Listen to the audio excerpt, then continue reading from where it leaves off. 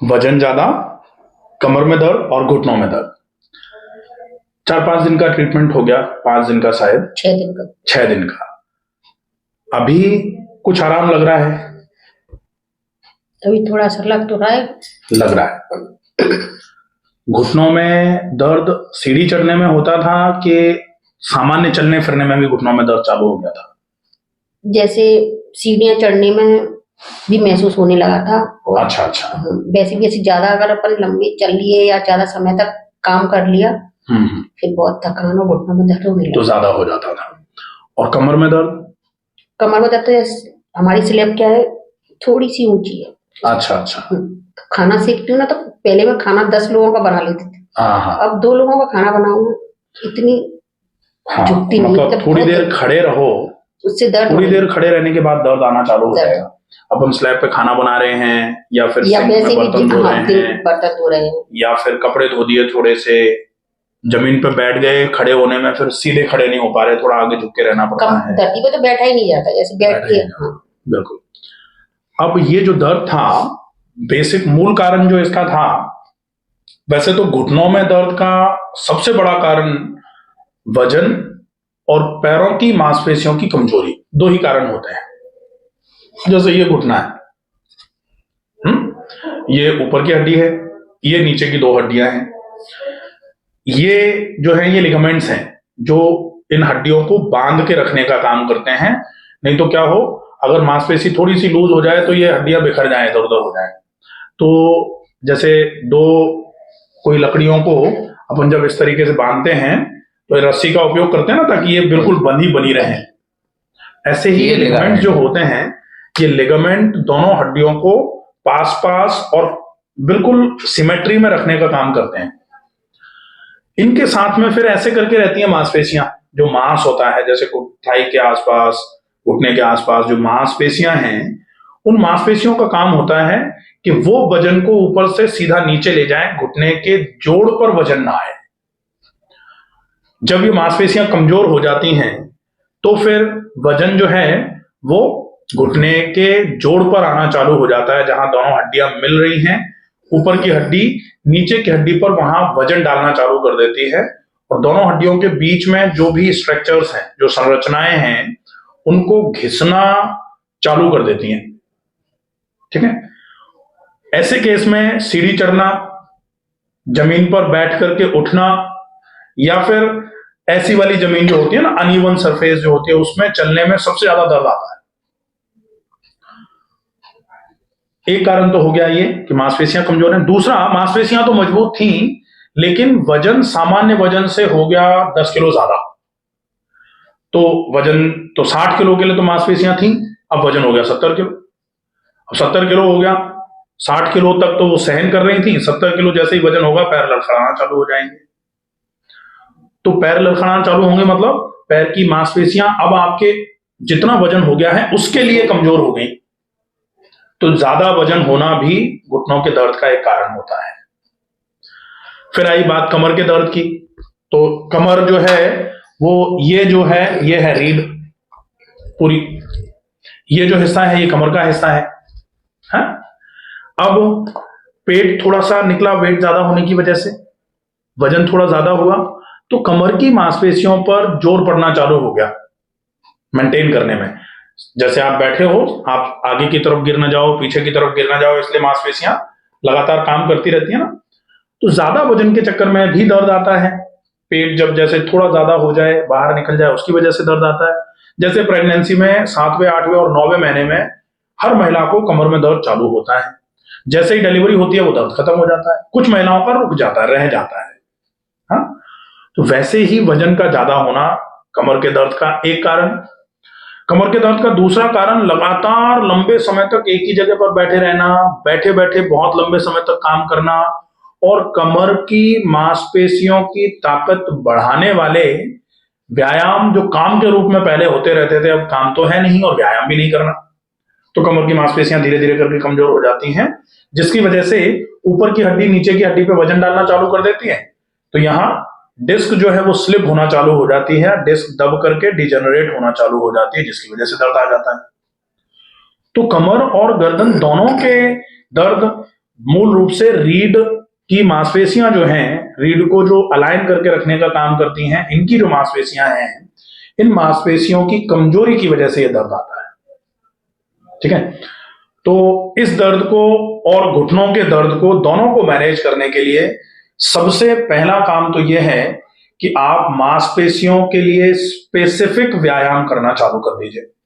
कमर की मांसपेशियों का व्यायाम अच्छे तरीके से होता रहे ताकि कमर की मांसपेशियों की ताकत बढ़ती रहे। पैर की मांसपेशियों का व्यायाम होता रहे ताकि पैर की मांसपेशियों की वजन को ढोने की ताकत, जिसको क्षमता कहा जा सकता है, बढ़ती रहे।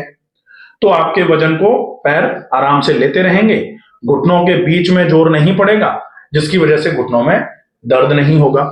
आजकल जो घुटनों में समस्या आ रही है वो है कि ये जो मेनिस्कस है, जिसको कार्टिलेज बोला जाता है, ये कार्टिलेज घिस जा रहा है। घिस क्यों रहा है? क्योंकि ऊपर से ऐसे करके, जैसे आप सिलबट्टा जो होता है ना, सिलबट्टे पे आपने धनिया, टमाटर, हरी मिर्ची ऐसे डाल करके और ऊपर से बट्टे से ऐसे करके पीसा, तो वो क्या होता है, वो घिस घिसा के चटनी हो जाती है। अब ऐसे ही नीचे की हड्डी को मान लो सिल, और ऊपर की हड्डी को मान लो बट्टा, और जो ये कार्टिलेज है इसको मान लो धनिया और नींबू और प्याज और हरी मिर्ची, तो ये सब पिस पिस के बिल्कुल चटनी होता जा रहा है। अब कार्टिलेज अगर पिसेगा, डिजेनरेट होगा, घिसेगा, तो ऊपर की हड्डी का वजन जो कार्टिलेज शॉक को एब्जॉर्ब कर रहा था वो नहीं कर पाएगा, तुरंत दर्द चालू हो जाएगा, घुटने के आसपास सूजन आना चालू हो जाएगी, दिक्कतें हो जाएंगी। ठीक है, तो मांसपेशियों की ताकत को बढ़ाना एक काम। दूसरा काम, कैसे भी करके वजन को कम करिए। अब वजन को कम करने के लिए सामान्य तौर पर लोग क्या करते हैं कि टहल के वजन कम कर लो। अब पहले से ही घुटनों में दर्द है तो टहलना तो ऑप्शन में है नहीं, बिल्कुल। जितना टहलोगे वजन तो बाद में कम होगा, घुटने पहले खराब हो जाने, तो वो नहीं कर सकते।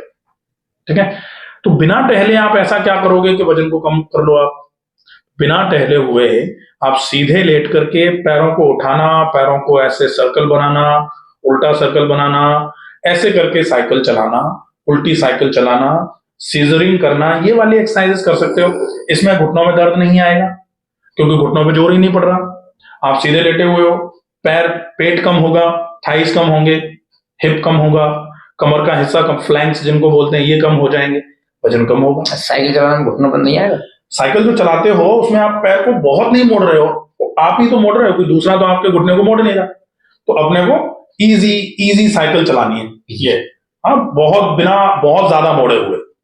एक तो होता है बिल्कुल ऐसे मोड़ के चला रहे, अपने को मोड़ना नहीं है ज्यादा, इजी। ठीक है, और उल्टा भी इजी।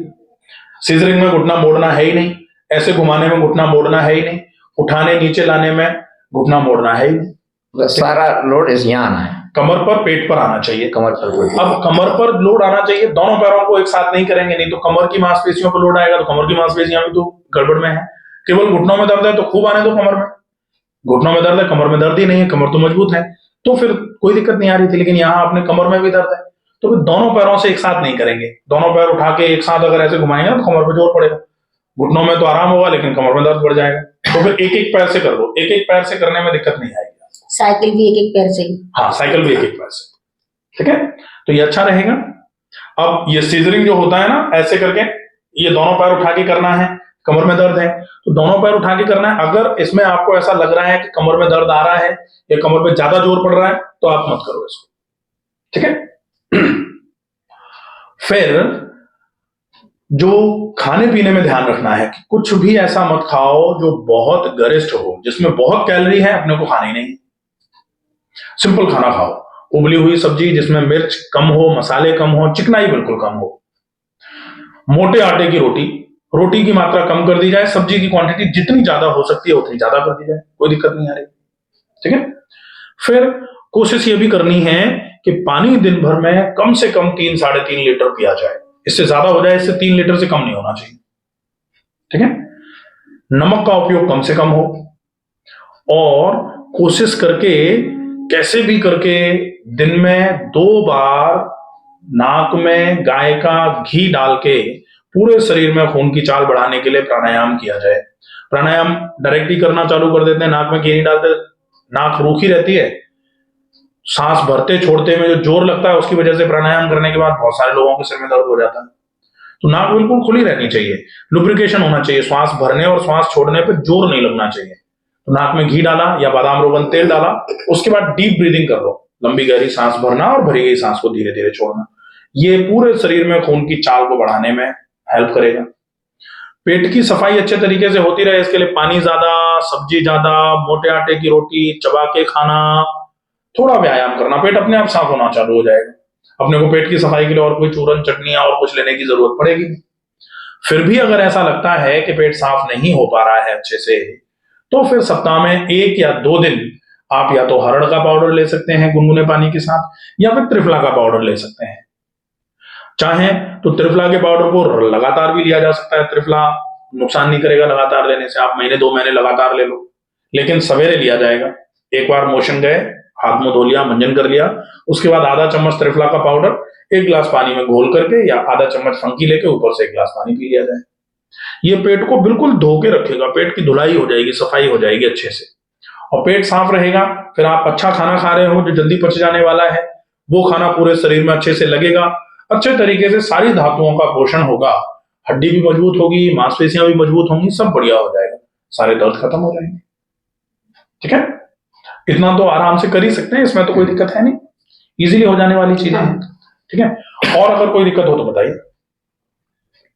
ठीक है, और कोई दिक्कत तो नहीं है, बस मेरे को थोड़ी एलर्जी सी और रहती है, मतलब जुकाम, सर्दी जुकाम की एलर्जी जो है ना, उसके लिए बहुत अच्छा तरीका, जैसे यहाँ आपने पानी की नैती करी है, जल नैती, इधर से पानी डाल के इधर से निकालना है, इधर से डाल के इधर से निकालना। एक तो ये सप्ताह में 2 दिन कम से कम आप जरूर करिए।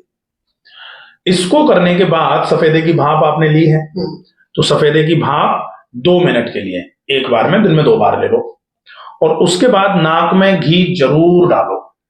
तो नैती, भाप, नाक में घी, 3 चीजें हैं। आप नैती तो 1 बार ही कर रहे हो, भाप और नाक में घी दिन में 2 बार कर लो, अगर संभव हो जाए 3 बार कर लो। ये 15-20 दिन जब तक थोड़ी ठंडक है तब तक 3 बार कर लो, उसके बाद फिर 2 बार कर देना, 1 बार सवेरे 1 बार रात को सोने के पहले। अगर ये हो गया, महीने 1.5 महीने में आपकी एलर्जी बिल्कुल खत्म हो जाएगी, फिर आपको एलर्जी होना ही बंद हो जाए।